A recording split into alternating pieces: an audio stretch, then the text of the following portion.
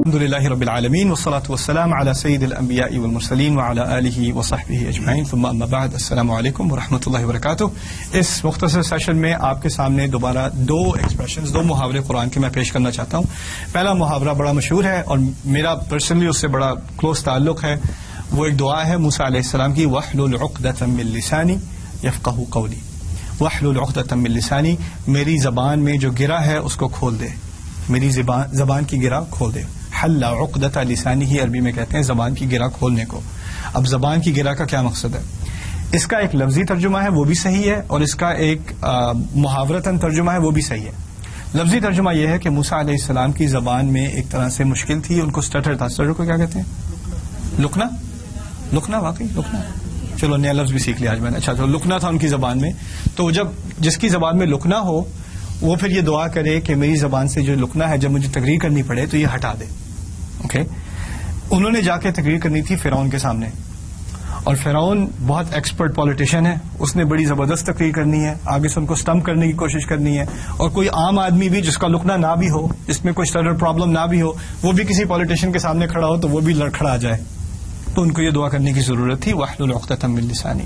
لیکن اس میں اصل میں ایک تصویر ہے، ایک عربی کی بڑی مشہور کتاب ہے سید قطب کی لکھی ہوئی التصویر الفنی فی القرآن الکریم۔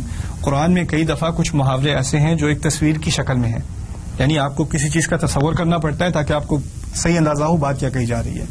اس میں محاورہ یہ ہے کہ گرہ جو ہوتی ہے نا، جیسے آپ کے سامنے کوئی تسمہ ہے یا کوئی رسی ہے، اس کی گرہ ہے اور بہت ساری گرہیں ایک کے اوپر دوسری بنی ہوئی ہیں۔ اب جب اس طرح کی کوئی گرہ ہو یا تاروں کی ہوتی ہے، آپ کے گھروں میں جو تاریں جس میں زیادہ ہونا، خاص کر آپ کے جو ہسبینڈ کی تاریں وغیرہ ہوتی ہیں، الیکٹرانکس وغیرہ، اس کی دراز کھولو تو پتہ نہیں چلتا کون سی تار کہاں جا رہی ہے، کس مقصد سے ہے۔ اب ان تاروں کو، اس کنفیوژن کو اگر آپ نے ہٹانا ہو تو آپ کو گرہ کھولنی پڑتی ہے نا۔ اب گرہ کھولیں تو پتہ چلے یہ تار یہاں شروع ہوئی، یہاں ختم ہوئی، اتنی لمبی ہے، اور یہ دو تاریں تھیں، میں سمجھا تھا ایک ہے، یہ تو دو ہیں، یہ تو الگ الگ ہیں، لیکن یہ آپس میں ملی ہوئی تھی اس لیے کچھ پتہ نہیں چل رہا تھا۔ تو گرہ کھولنے کا مقصد ہے کلیئرٹی، کو بات کلیئر ہو جائے، سامنے کنفیوژن دور ہو جائے، اس کا تعلق ہے گرہ کھولنے سے۔ اب مزے کی بات یہ ہے کہ جب انسان نروس ہوتا ہے، آپ نے کوئی پبلک میں اسپیچ کرنی ہے، کوئی تقریر کرنی ہے، میرا اس بارے میں تھوڑا بہت تجربہ ہے۔ جب مجھے پہلی دفعہ تقریر کرنے کو کہا گیا تھا، میرا کوئی بیک گراؤنڈ نہیں تھا، نہ میری کوئی انٹرسٹ تھی پبلک اسپیکنگ میں، اور مجھے ڈاکٹر عبدالسمی نے کہا بھائی تمہارا خطبہ ہے کل۔ میں نے کہا اچھا، بڑے مزے کی بات ہے، خطبہ ہے کل، آئینے کے سامنے خطبہ ہے؟ نہیں، میں نے ایکچولی مجھ سے کہا تھا خطبہ دوں یونائٹڈ نیشنز میں، نیو یارک میں 43rd اسٹریٹ پہ، انہوں نے کہا تھا، ان کا اپنا خطبہ تھا، لیکن میں نے کہا میں اپنا ایک اسٹوڈنٹ بھیج رہا ہوں، میں تمہیں بھیج رہا ہوں۔ اب میری شکل سے پورا رنگ اتر گیا، ڈاکٹر صاحب میں نے کبھی خطبہ نہیں دیا، میں دوں کیا خطبہ؟ کہتے ہیں فکر نہ کرو، بس یہ دعا پڑھ لینا، معاملہ حل ہو جائے گا۔ وَاحْلُلْ عُقْدَةً مِّن لِّسَانِي۔ میں اپنے سامنے 6-7 پیج کے نوٹ لے کے گیا کہ یہ تقریر کروں گا، خطبے کے سامنے میں کھڑا ہوا، لوگوں کے سامنے، لوگوں کی شکل دیکھ کے کاغذ ایسے ہل رہا تھا میرے ہاتھ میں، اور پھر کچھ پڑھا بھی نہیں جا رہا، کیونکہ کاغذ اتنا ہل رہا ہے، جب ہل رہا ہو تو کاغذ ہل رہا تو پڑھا نہیں جاتا۔ تو اب مجھے نہیں پتا، مجھے نہیں یاد میں نے کیا کہا اس دوران، مجھے بس اتنا پتا ہے کہ جب نماز ختم ہوئی تو لوگ آ کے مجھے تعزیت کے لیے کوئی بات نہیں نیکسٹ ٹائم انشاءاللہ، رائٹ۔ لیکن بات یہ ہے کہ اگر آپ کے ذہن میں بات کلیئر ہے، آپ کے ذہن میں نے یہ 5 باتیں کرنی ہیں، ABCDE، میں نے یہ باتیں کرنی ہیں، جب آپ نروس ہو جائیں تو کیا ہوتا ہے؟ وہ سب مکس اپ ہو جاتا ہے۔ جو بات A سے شروع کرنی تھی ہم نے Z سے شروع کر دی، D سے شروع کر دی، پھر یاد نہیں رہا A کیا تھا، پھر ادھر سے ادھر، اور پھر کچھ لوگوں کا یہ ہوتا ہے کہ وہ ان میں کانفیڈنس تو ہے، نروس نہیں ہوتے، لیکن ایک دفعہ مائک پکڑ لینا تو وہ یہاں کی بات، پھر وہاں کی بات، پھر وہاں کی بات، کو بات میں نہ سر نہ پیر، لوگ گھنٹے کی بات سن کے اگر لوگوں سے پوچھو کیا بات کی تھی، یار پتہ نہیں، بات تو پتہ نہیں کیا کی تھی، باتیں بہت ساری کی تھی لیکن پتہ نہیں کی کیا تھی، یہ نہیں اندازہ، یہ بھی ہوتا ہے نا۔ تو دعا کا مقصد یہ ہے کہ میں جب بات کروں تو اس کا شروع کلیئر ہو، اس کا درمیانی حصہ کلیئر ہو، اس کی انتہا، اس کی آخر کلیئر ہو، یعنی سب کو پتہ چل جائے میں کیا رہا ہوں اور کس مقصد سے کہہ رہا ہوں، بات میں ایک تسلسل ہو، اس میں ایک ترتیب ہو، وہ لاجیکل ہو، سمجھ میں آنے والی ہو۔ وَاحْلُلْ عُقْدَةً مِّن لِّسَانِي۔ اور اصل مقصد کیا ہے کہ زبان کی گرہ کھلے، اس کا اصل مقصد کیا ہے؟ یفقہوا قولی، کہ ان لوگوں کو میری بات سمجھ میں آئے، ان لوگوں کو میری بات سمجھ میں آئے. اس میں ایک بہت بڑا فلسفہ ہے دین کا اس ایک آیت میں، کمیونیکیشن کے بارے میں. میں کیونکہ سائیکالوجی کا اسٹوڈنٹ ہوں، میری ایک خاص دلچسپی تھی کمیونیکیشن سائیکالوجی میں اور سوشل سائیکالوجی میں. کمیونیکیشن سائیکالوجی میں ہم پڑھتے ہیں لائک ٹیچنگ سائیکالوجی کہ کچھ پروفیسر ہوتے ہیں جن کا علم تو بہت ہے، پی ایچ ڈی ہے، ریسرچ ہے، بہت وقت انہوں نے لائبریریز میں گزارا ہے، لیبورٹریز میں گزارا ہے، علم کی کوئی کمی نہیں ہے. کمی ہے تو کمیونیکیشن کی ہے.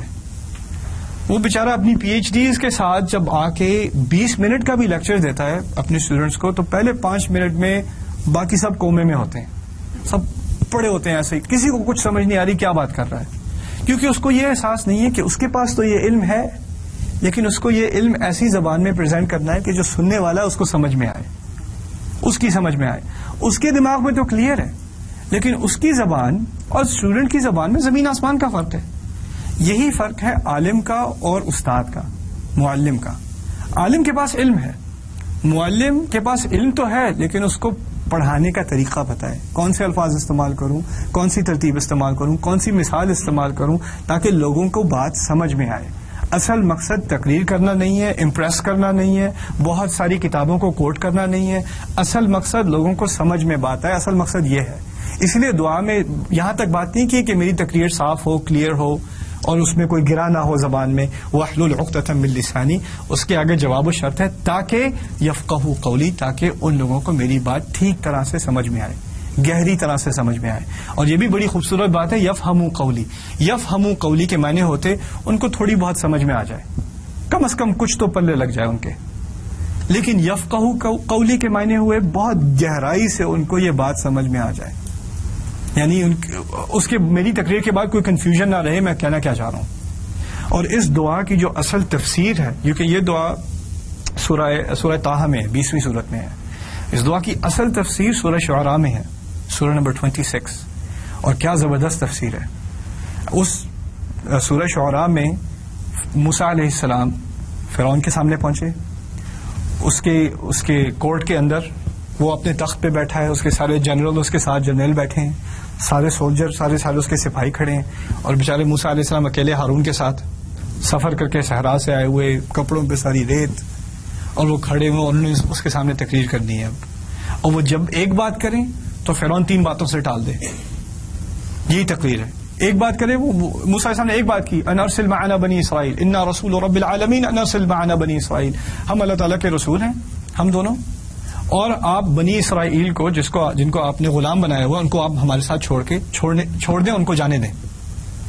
اب باتیں 2 کی، ہم رسول ہیں اور بنی اسرائیل کو چھوڑ دو، یہ باتیں کی تھی، صرف 2 باتیں تھی، اس میں کوئی اور کنفیوژن نہیں ہے.